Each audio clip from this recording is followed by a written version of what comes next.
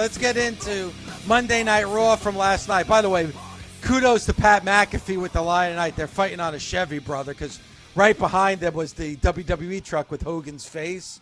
So I popped for that. But yeah, I think, all these reports and rumors about about Ricochet and Ricochet's contract being up and him leaving WWE, it did kind of feel like last night we saw the send-off of Ricochet.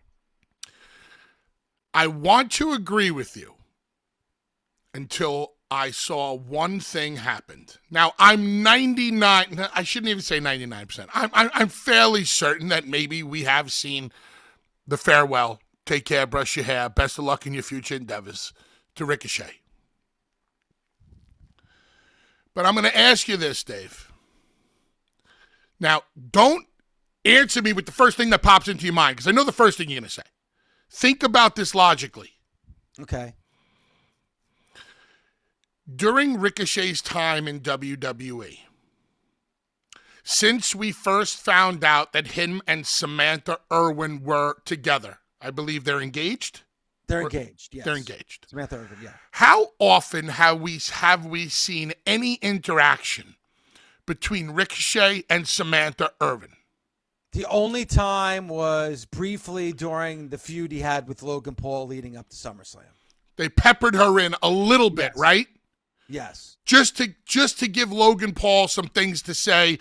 Hey, honey, it's going to really suck when you have to announce me as the winner of the match and not your fiance. Stuff like that, right? Mm-hmm. If last night was Ricochet's last night, why go out of your way to remind everybody that Samantha Irvin is with Ricochet and put her in the ambulance? I mean, they had Samantha Irvin out there. They were talking about how emotional Samantha Irvin was. It was probably the most we've seen of Ricochet, the best we've seen of Ricochet. You make a compelling argument, Bully, for sure. Like if that was Ricochet's last night, let's just say.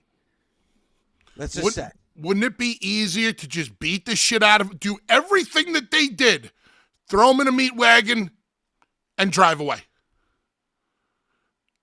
That would have been, that's the cookie cutter way to do it. Why Samantha Irvin in the ambulance? Why did you put that out there? Why did you need to button that up the way you did? Why did you need to remind me about something that you only put your toe in the water with in the past when it benefited the heel? That got me thinking. That got me thinking that maybe at the 11th hour, things had changed.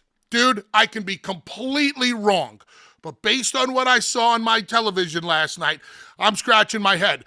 Because if that's me and I have the pencil, I'm not putting Samantha Irvin in the back of the truck. I'm not reminding anybody that they're together on this dude's last night in my territory. Could it be, and again, this probably doesn't make logical sense either, but maybe it wasn't his last night. Maybe they're building towards something that's going to be the biggest thing that they've ever done for Ricochet. Because let's just say we see a return of Ricochet, and Ricochet goes after Braun Breaker.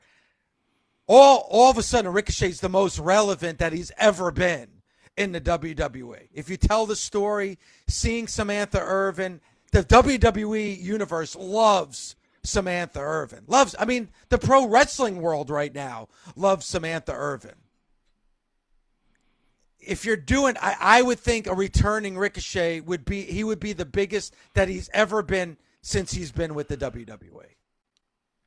And here's why. Here's why, Bully. I don't mean to interrupt. Because finally, Ricochet's not just about the moves or how athletic he is.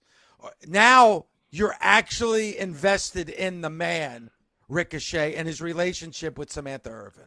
Let's say that all these rumors were true at one point, but then the WWE and Ricochet were able to come to some kind of terms. Let's say something changed. I don't know for sure. Like we're talking about, these are all rumors. Will Ospreay said a couple of weeks ago, hope my buddy Ricochet could come here and yada, yada, yada. We even discussed whether that was contract tampering or not. Yes. In my opinion, it wasn't. And most of our opinions, it wasn't. So if he's going to leave, Dave, let me put the pencil in your hands. If Ricochet was leaving and last night was his last night on Monday Night Raw, would you go out of your way to put Samantha Irvin in the ambulance? No, because you can't follow up on it. So ding, ding, ding, circle gets the square. You can't follow up on it. Now, you put her in the ambulance, and Ricochet is off TV for a couple of weeks, and Braun Breaker comes out next week on Monday Night Raw, and instead of getting in the ring, he goes and he stands right over Samantha Irvin. Doesn't say a frickin' word. Just stands there, breathing down on her. Smoke coming out of his nostrils down onto Samantha Irvin's head. Her being too afraid to make eye contact with her.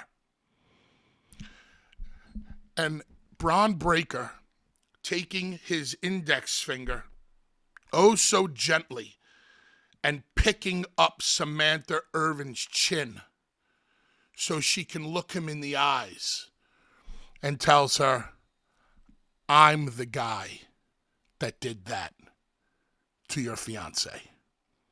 Don't forget my face. Wow.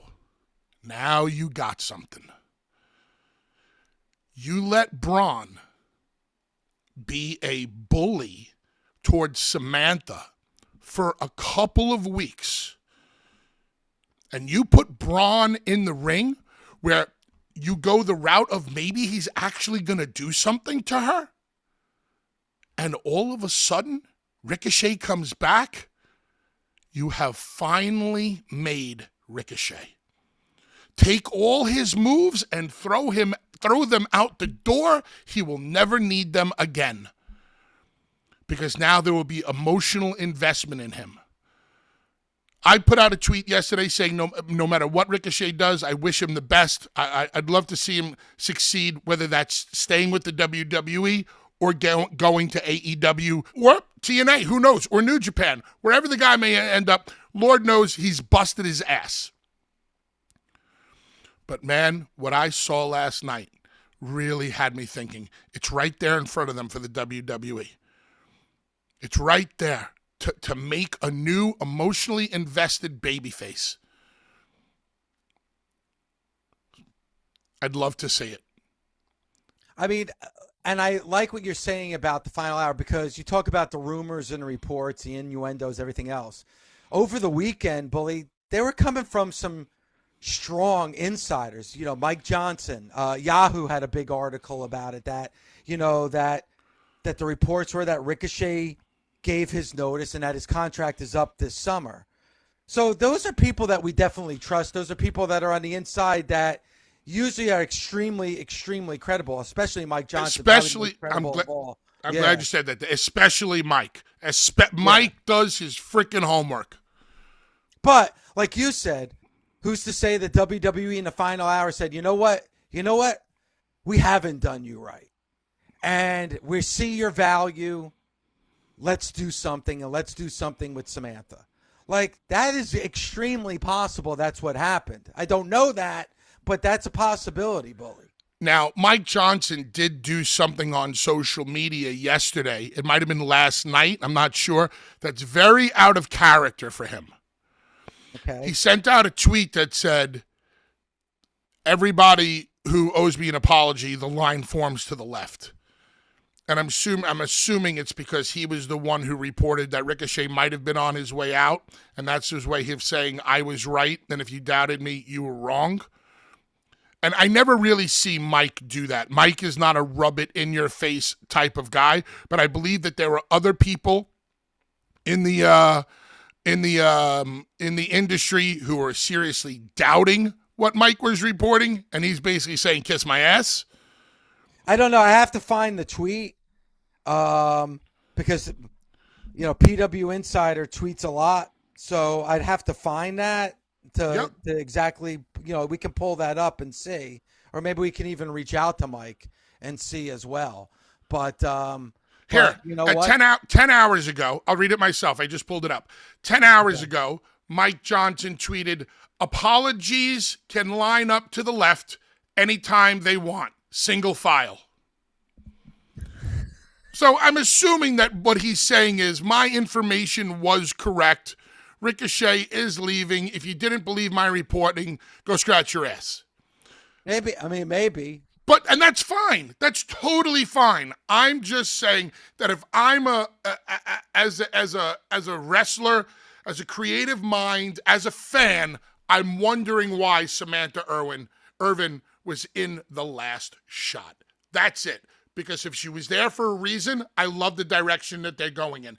If that was Ricochet's really his last night, I don't know why she was there, but good luck, Ricochet, in whatever you do next. And all right, so if you were to guess, like percentage-wise, do you think Ricochet's gone, or do you think he's staying? Strictly by what I saw on television last night and the use of Samantha Irvin, I'd say staying. But it's hard to go against all these reports from insiders, especially a guy like Mike who really does his homework.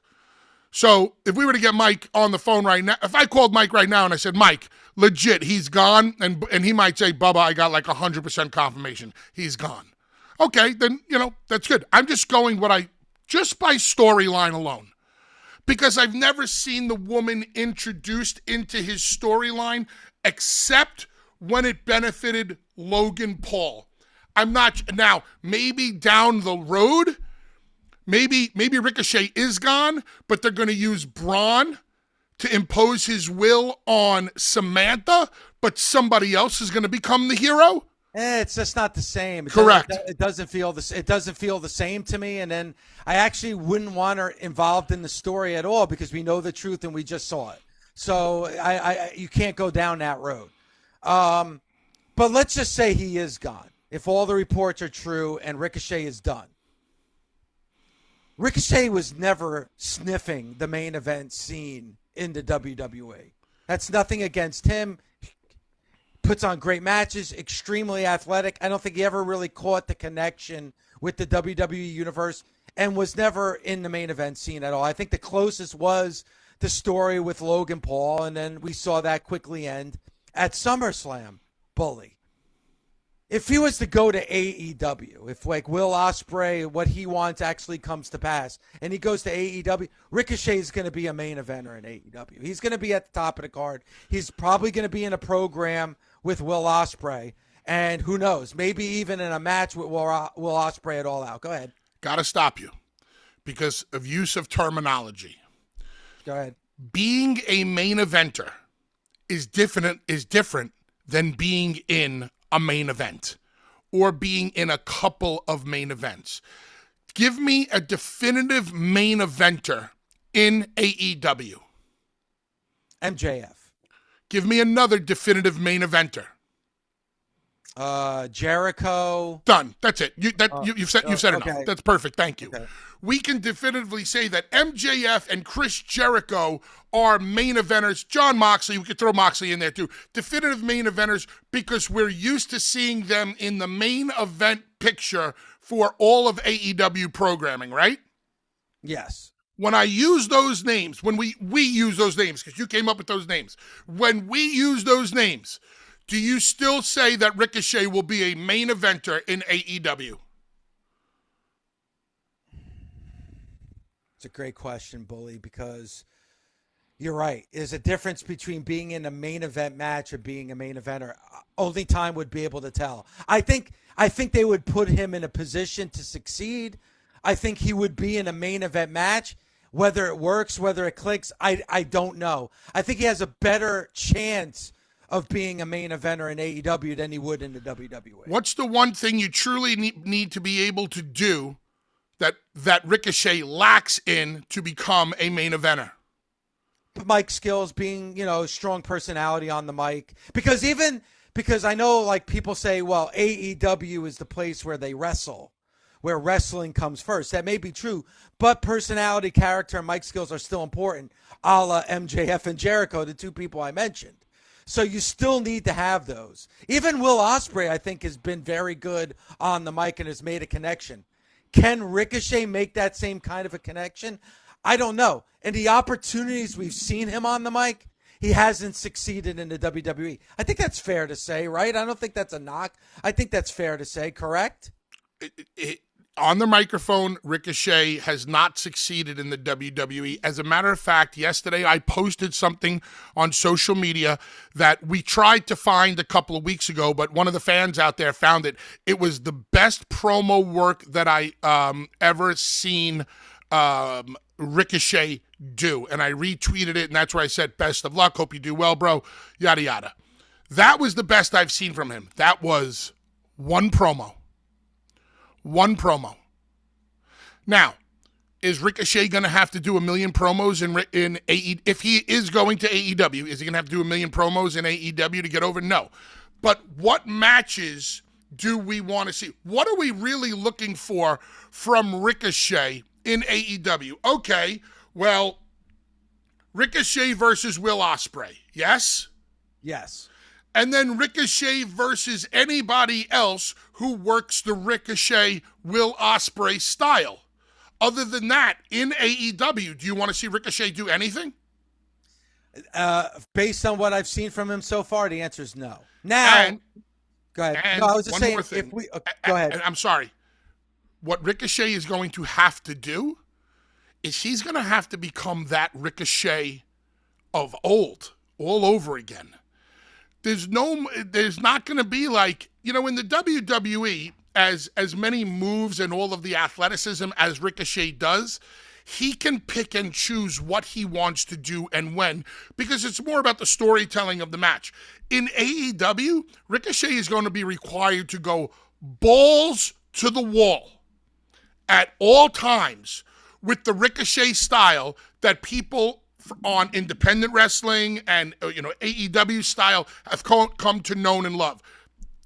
Am I saying he can't do that? Absolutely not. He could probably do it with his eyes closed and blindfolded. But you're still going to have to get your body up to that performance level again. Yeah, he definitely has to. Now, if I'm going to a WWE show and Ricochet's on the card, I got to be honest with you, doesn't really excite me. If I find out Ricochet's going to AEW, that excites me because I just feel like he has a bigger chance to succeed. And also, I got to be honest with you. How do you define success? I think match quality. I think that's the only thing I can measure that right now with Ricochet. Though I would love to hear Ricochet, at least for the first time, on AEW TV, if that's where he goes, if he's even leaving. I mean, there's a lot of ifs here.